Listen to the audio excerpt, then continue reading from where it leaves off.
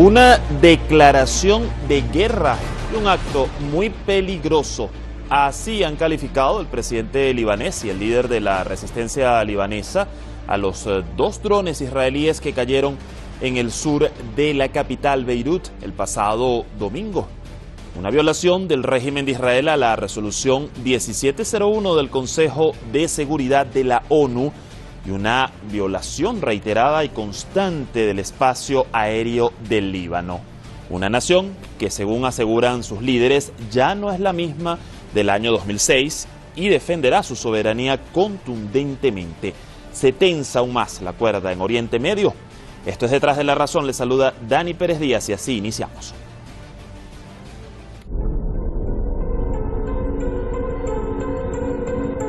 من الآن فصاعدا نحن سنواجه المسيرات الإسرائيلية في سماء لبنان. المسيرات الإسرائيلية عندما تدخل إلى سماء لبنان سنعمل على إسقاطها.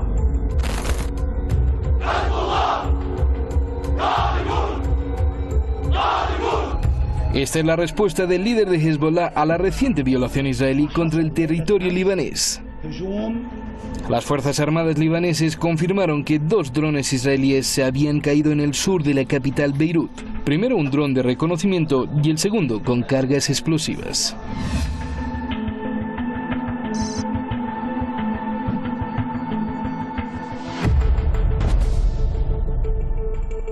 هذا الخبر إذا سكت عنه هذا سيؤسس لمسار خطير جدا على لبنان وسنفعل كل شيء لمنع حصول مسار من هذا النوع.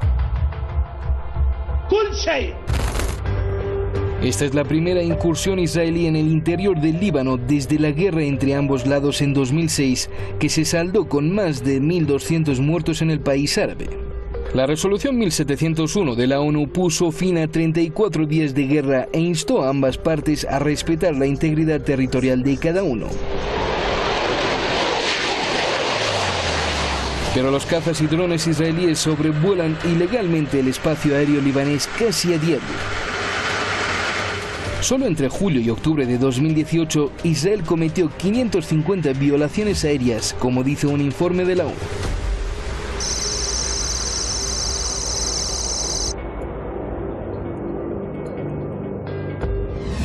No obstante, esta última agresión ha representado una declaración de guerra para el presidente libanés. Lo que ocurrió es una declaración de guerra que nos otorga el derecho a defender nuestra soberanía, nuestra independencia y nuestra integridad territorial. Michel Aoun, presidente libanés. La ONU ha pedido contención a ambas partes y advierte de un nuevo conflicto en Oriente Medio. This is a good time to reiterate our appeal to all concerned to cease violations of Resolution 1701 and to fully implement its provisions. The UN calls on the parties to exercise maximum restraint, both in action and in rhetoric. Más desestabilidad en la región es lo que justamente quiere Benjamin Netanyahu, como dijo Nasrallah. La agresión israelí contra el Líbano ocurre en momentos en que las fuerzas israelíes también han atacado varias veces a Irak y Siria.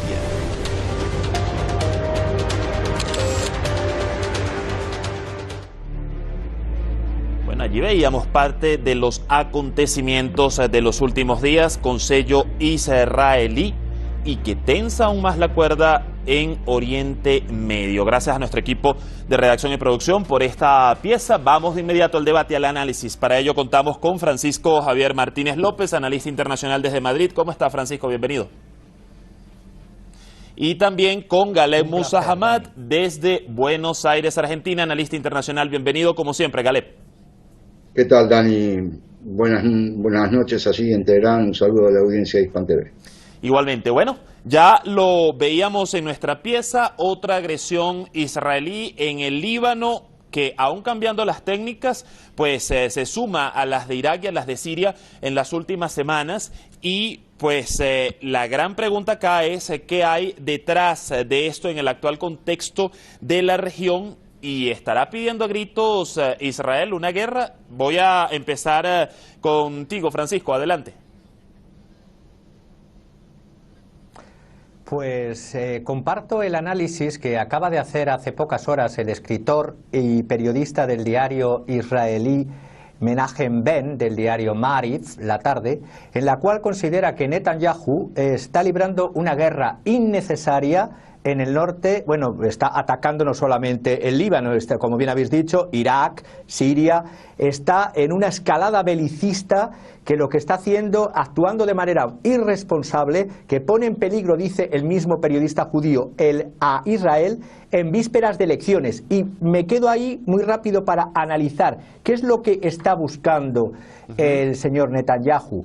¿Está promoviendo la guerra para declarar una emergencia y posponer las elecciones? Porque vemos la situación de bloqueo que tiene el Estado sionista. Y además, este periodista, y lo comparto también, sugiere que Netanyahu debería de ser detenido o por el fiscal general o por el gabinete antes de que les lleve a una guerra total y a una gran escala. Te me adelantaste en el punto de la campaña electoral, Francisco, porque justamente a eso vamos a ir un poco más adelante, pero muy interesante esta arista que compartes de este analista. Voy a ir ahora con Galeb. Galeb, ¿concuerdas con lo que dice tu contertulio? Y en general, ¿está pidiendo Israel a gritos una guerra en la región? ¿Qué opinas?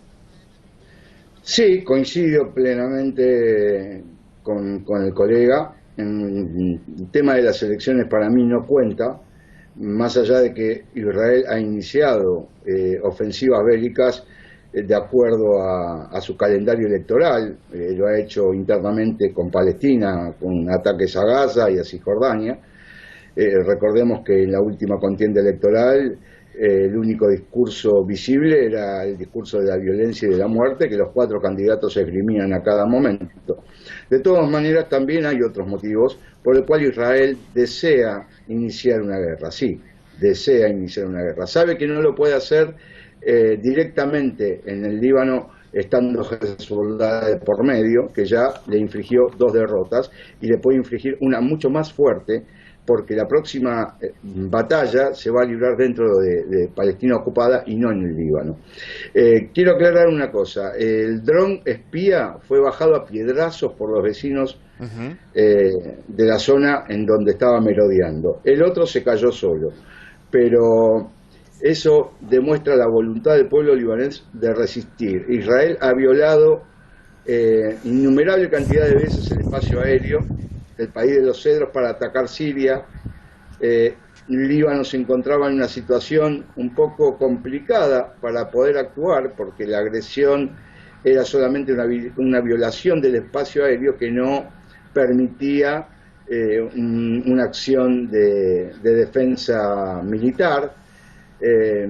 Pero ahora, con esto de los drones, bueno, ha dado paso a que la resistencia y el ejército libanés puedan defender la soberanía aérea del Líbano, y eso ya con el apoyo del presidente Michel Aoun se hace oficial. Así es. Ya te voy a dar la palabra, Francisco, pero justamente a propósito que Galeb aborda este tema de la violación al espacio aéreo por parte de Israel en el Líbano, iba a ese punto porque recordemos que hay una resolución, la 1701 del Consejo de Seguridad de las Naciones Unidas, y que además puso fin prácticamente a la guerra del 2006, y ha sido una resolución que incluso no está violando Israel ahora con estos 2 drones en particular, sino que ya se ha registrado incluso casi 500 violaciones israelíes a la soberanía libanesa en el espacio aéreo. ¿Qué opinas de esto, Francisco? Porque además esta impunidad sin consecuencias por parte de la comunidad internacional, y lo que también ibas a alegar respecto a lo que decía Galeb? Sí, totalmente. El régimen sionista de Israel es el violador continuo, viola de forma continua los espacios aéreos de los países soberanos de su alrededor. Es decir, en su idea está esa creación de ese gran Israel, o de países satélites sometidos a el Estado sionista, porque ha violado el espacio aéreo del Líbano, de Irak, de Siria. Estamos hablando que lo que estáis comentando vosotros es el propio secretario general de Naciones Unidas, Antonio Guterres, que constataba que esa cifra que le dabais de julio hasta octubre de 2018 de 550 violaciones solo en el Líbano. Pero es que lo que quería señalar, el régimen de Netanyahu está tan podrido y está llegando a unos límites que ya se puede definir como nazi-sionista. ¿Y por qué digo lo de nazi-sionista?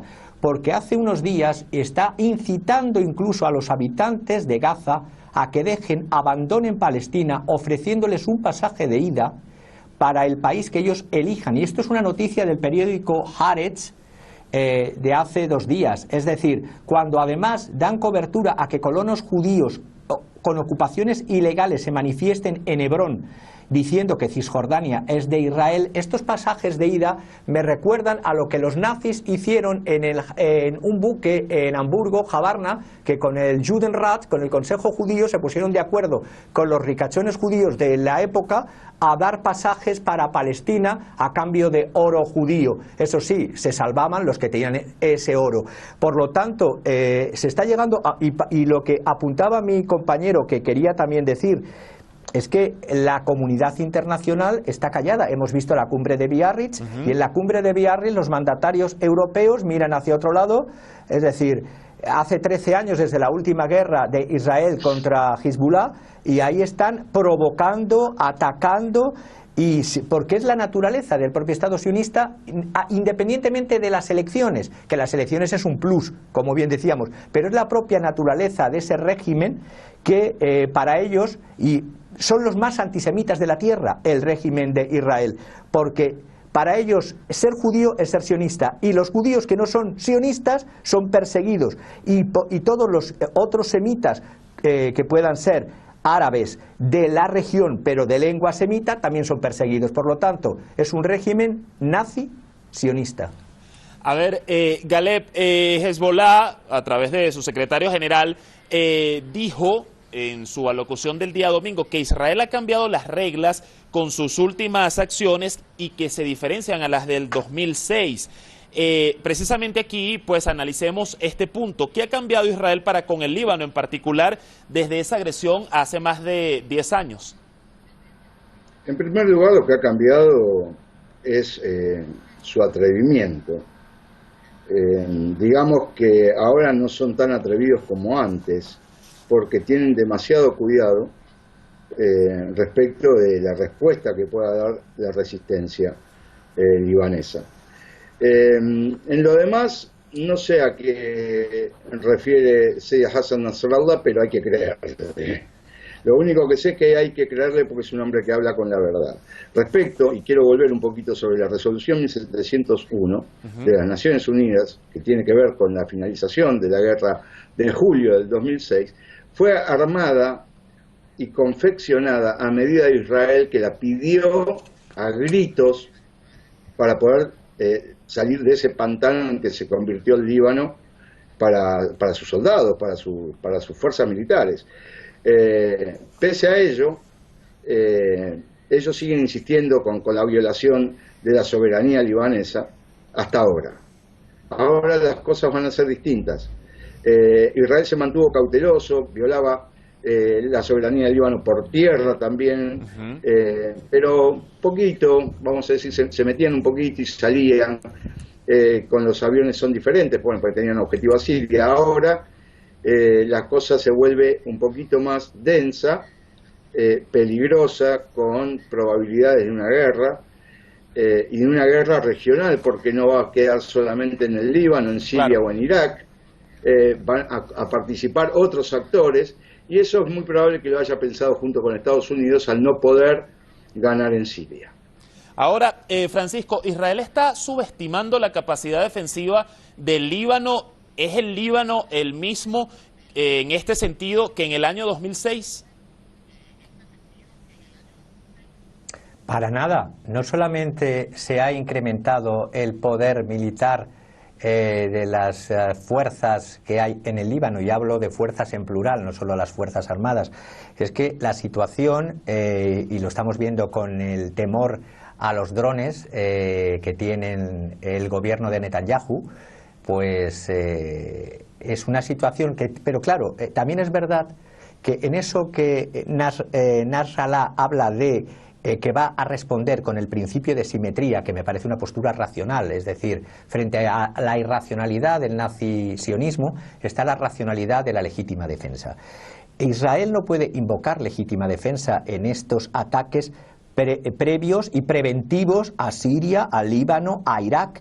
No puede luego decir que Israel fue atacado, como viene diciendo hasta ahora, porque la política del colonialismo nazisionista ha sido lo que yo llamo mato y gimoteo. Primero mato, gimoteo, y luego ese es el crimen de nuestro tiempo. Se ha silenciado hace pocas semanas otra brutalidad más, y esto lo conocí por la BBC, que 200 soldados israelíes y 700 policías con armas ya preparadas para disparar entraron en un pueblo palestino, Wadi Humus, a las 22 horas de la noche, acompañados de apisonadoras y de excavadoras, y destruyeron una a una las casas palestinas. Es decir, está provocando en todos los escenarios, en Palestina, en Líbano, en Irak, en Siria, y no se da cuenta que también las relaciones internacionales han cambiado. Estamos hablando que desde Astana, Turquía tiene un ojo hacia Israel, aunque ese ojo a veces sea ambivalente. Irán es una potencia regional. Egipto y Jordania, que parecen que le pudieran bailar el agua en una situación de a río revuelto, vería Israel lo que se le echaría encima. Es decir, la situación que está provocando, por eso decía al principio las palabras de ese periodista judío y no sionista que está en contra de Benjamin Netanyahu, está provocando un polvorín que le puede salir muy mal. Le puede salir el tiro por la culata, incluso, y voy contigo, Galeb, en este mismo sentido, Nasrallah decía, y cito, Israel es más débil que la tela de araña y una guerra futura será mucho más devastadora que la del 2006. Precisamente te pregunto con respecto, y si coincides con respecto a esto que dice Nasrallah con respecto a Israel, y si aún así Israel sigue subestimando la capacidad defensiva del Líbano hoy día. En realidad, lo que dijo Seyyed Hassan Nasrallah fue en el 2006, Israel es más débil que una telaraña. Lo sigue sosteniendo, obviamente, porque el cambio está en la propia resistencia, que ha aumentado su experiencia en combate, que ha aumentado su armamento, que lo ha actualizado, que tiene el poder de introducirse en terreno de Palestina ocupada y luchar dentro de Palestina ocupada. Esto que estoy diciendo es muy importante y que lo tengan en cuenta, es decir, el Líbano no va a estar más a la defensiva. Mediante la resistencia van a pelear en el propio territorio que ocupan los israelíes, y eso es un cambio fundamental. Lo dijo el Seyyed Hassan Nasrallah, si lo encuentran en el discurso por ahí, van a decir que la próxima agresión israelí va a cambiar, nosotros vamos a hacer que cambie el curso de la región. Es muy importante lo que dijo. Sepan que están permanentemente observando a Israel, observando sus acciones, tolerando incluso que martirice a miembros de la resistencia, como lo han hecho por la guerra en Siria, y teniendo la paciencia necesaria para tener prudencia y no iniciar una guerra o un conflicto bélico, donde otra vez le echen la culpa a Hezbollah de ser provocador, cuando fue Israel el que siempre estuvo provocando durante muchísimo tiempo a todos sus vecinos. Entonces, para concluir un poco con todo esto, Israel va a tener que tener extremos cuidados y pensar muy bien si quiere iniciar una acción bélica contra el Líbano. Porque esta vez no se trata solamente, como dijeron, con una excusa muy vaga, de terminar con la resistencia. La resistencia es legítima porque hay ocupación. Israel todavía sigue ocupando las granjas de Sheba, que pertenecen al Líbano. Ahora, Francisco, ya nos comentabas un poco tu apreciación, tu opinión sobre esa digamos, respuesta a la que pudiera estar conllevando las acciones del régimen israelí, no solo de un país o no solo del Líbano, digamos, aisladamente, sino pues de Siria, de Irak. Aquí la interrogante es qué tan lejos o qué tan cerca pudiera estar un frente común de estos países árabes para con esas acciones de Israel y que pudiera terminar desembocando en una guerra en la región. Justamente, Dani, por eso decía que es un polvorín el que están sembrando el señor Netanyahu y su equipo nazisionista. No se puede afirmar, y lo vuelvo a repetir ahora, no se puede, nadie, ningún comentarista, tendría que estar muy ciego o muy loco para decir que Israel ha sido atacado. No, aquí Israel es el que ataca. Y en derecho internacional el que ataca ya no puede decir que ejerce el derecho a la legítima defensa, está atacando, es el agresor y está siendo agresor con todos los estados limítrofes. Estamos, repito, el estado de Irak, el estado del Líbano, el estado de Siria. Y claro, cuando vemos que todos, la extrema derecha sionista tiene los antecedentes que tiene, porque se me viene a la cabeza ahora algo que es bueno recordar que otro, que luego le dieron el premio Nobel de la Paz, creo que le dieron el premio Nobel, el señor Menachem Begin, otro ultraconservador sionista del partido Cheruz, este señor en el año 52, y según han vuelto a sacarlo en Alemania en el periódico el Frankfurter Allgemeine Zeitung, ha sacado el periodista Hemin Zitz, que ha escrito un libro sobre ello, cómo el señor Menachem Begin intentó asesinar, mandó a atentar con un paquete bomba en el año 52 contra el presidente de la República, Konrad Adenauer, y solo porque quería dar fondos, dinero a Israel en el año 52 en compensación por las muertes de los nazis. Fíjense ustedes qué tipo de naturalezas de estos ultraderechistas sionistas que incluso dándoles dinero te quieren colocar un paquete bomba. Y luego se habla de quién es terrorista y quién no es terrorista. Por cierto, los señores del Estado de Israel, a ISIS, Daesh y Al-Qaeda, no les deben de molestar y tampoco les debe de perseguir, es decir, porque justamente atacan a quienes atacan a estos verdaderos terroristas de ISIS, Daesh y Al-Qaeda. Galeb, ya nos queda poco tiempo, ya para concluir, mientras estamos observando este tipo de agresiones y violaciones por parte de Israel en diferentes países de la región, como los que ya hemos mencionado, pues Benjamín Netanyahu sigue sus políticas de anexionamiento en la ocupada Cisjordania, continúan la construcción de los colonos y es algo que quizás no tiene una atención o un nivel de mediatismo en este momento porque se concentra en los ataques. ¿Es parte de una maniobra de distracción también para continuar con estas políticas? En tu opinión, ya para concluir, ¿qué se puede esperar para el panorama de la región y de este conflicto en los próximos meses? No es una distracción. El tema de la ocupación y la expansión de los asentamientos es algo que vienen haciéndolo permanentemente año a año. Nadie obviamente va a responder porque precisamente Israel se nutre de la impunidad que le otorga la comunidad internacional, y otra vez vuelvo a decir que es la comunidad internacional. La comunidad internacional son 3 o 4 países poderosos que le dan el visto bueno, o hacen la vista gorda, o son cómplices.